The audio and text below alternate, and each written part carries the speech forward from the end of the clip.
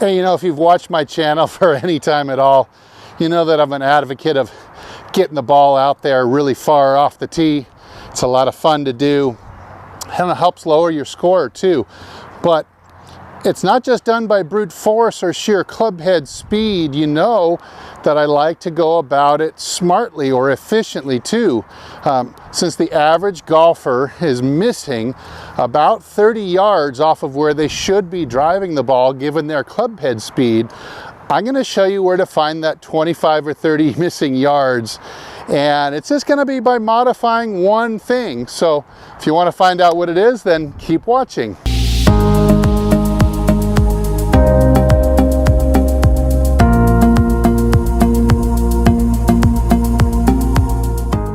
Hey, this is Steve from HitItLonger.com. I'm on a journey to hit longer and straighter off the tee, be longer and straighter down the fairway all the way to the green as well.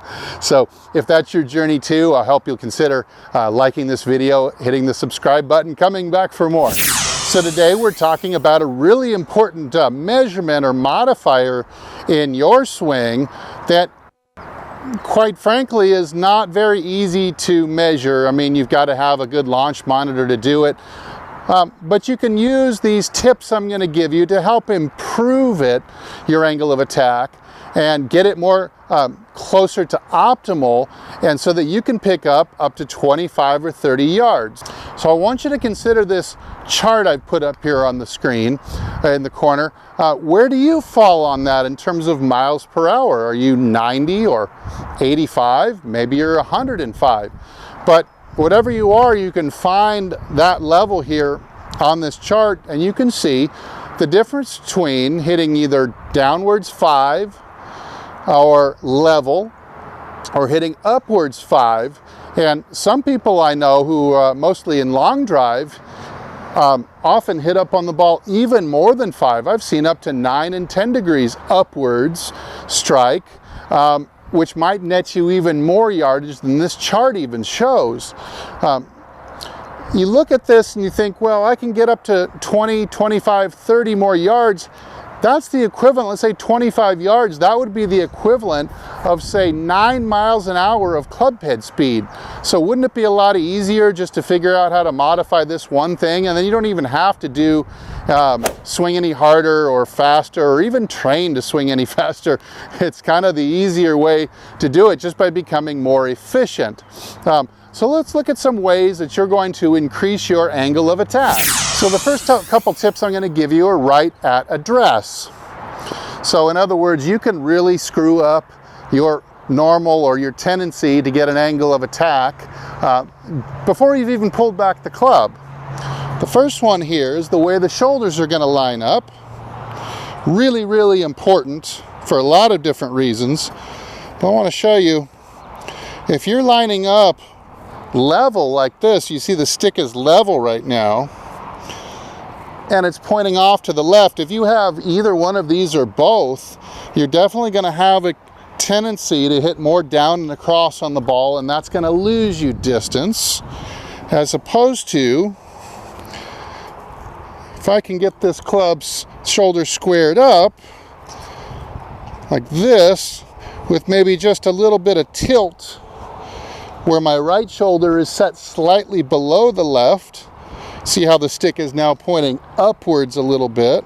As my shoulders, maybe I've even overdone it a little bit and sent my shoulders a little bit closed. That wouldn't be that bad either, because that's also going to encourage you to hit up on the ball. So keep an eye on your setup.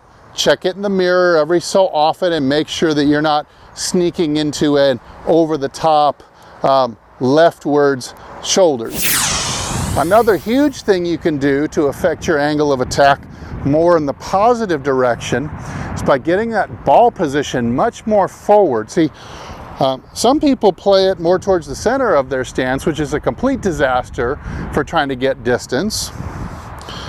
And most people are still not playing it far enough forward, as if they need more distance, they're playing it more in the left heel, as like a lot of books have told us over the years. So what I'm advocating here is that you move that thing up another 2 or 3 inches, and you get it lined up off at least the big toe, if not the middle toe of your left foot, That's going to enable the club to have more distance to turn upwards and strike the ball on the way up. Let's take a look.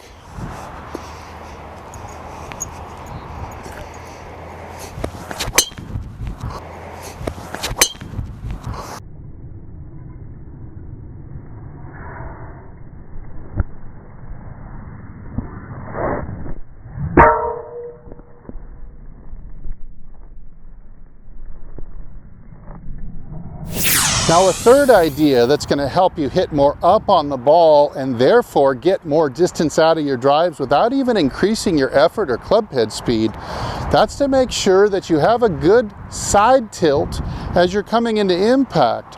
So the best drivers of the ball are going to come into impact with their right side low like this,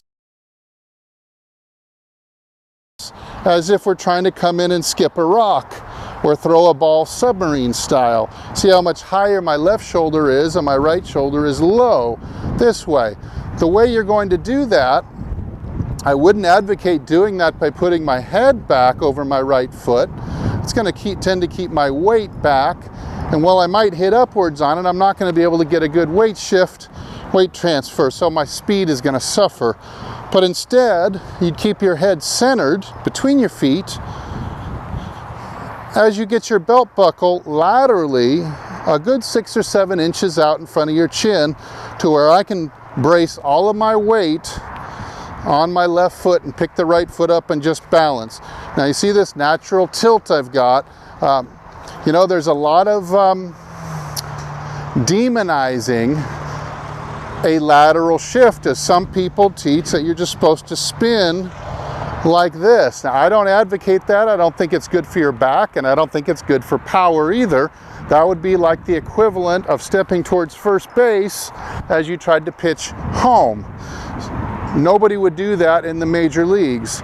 So I'm an advocate that you should be laterally shifting towards the target while turning and keeping the butt back. That'll open up the chest and the hips, enable you to hit the ball for power, hit it straight, and really catch it on the upswing, give you that extra distance. Let me try it.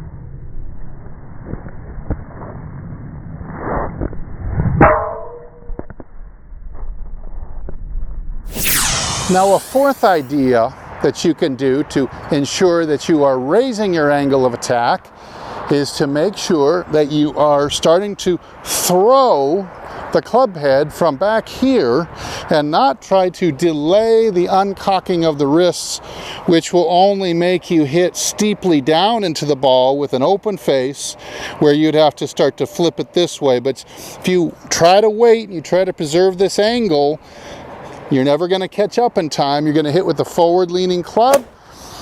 It's going to generally mean you're going to hit down on the drives.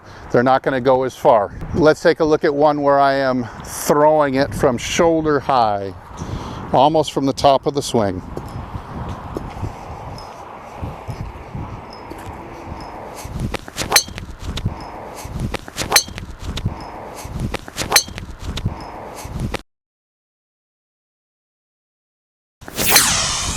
And let's return to the down the line angle for the last tip on how to hit more upwards on your drives, and that is to make sure that your handle path is continuing to arc around your body to the left into impact and even past impact. We don't want to have the club handle moving either straight down the fairway, as some people like to think that you're going to hit the ball straight if you extend the club down the fairway straight like you're swinging towards second base, or even worse, swinging with the handle this end of the stick right of second base like that. You see the club head is not going to have the leverage it needs to come around and catch up to the handle, therefore turning upwards, but instead it's going to get dragged behind the handle, never catching up, and therefore you're going to have a path that's more rightwards and an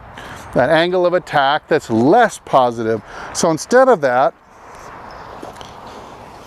once you get to about here, you really want that handle to start arcing and turn left of second base this way, so that the club kind of gets a little bit of a counter lever this way, is able to catch up to the handle and pass the handle more freely. Not only is this going to have you hit up on the ball more, but it's also going to have you pick up club head speed, pick up ball speed, higher launch angle, and lower spin.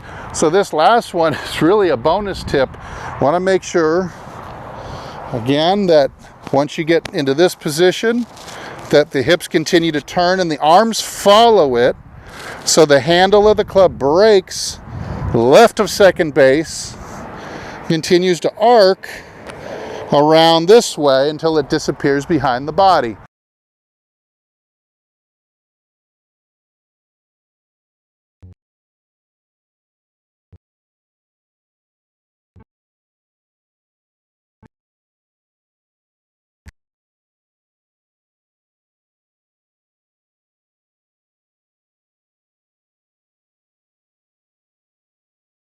Let me see if I can give that a shot.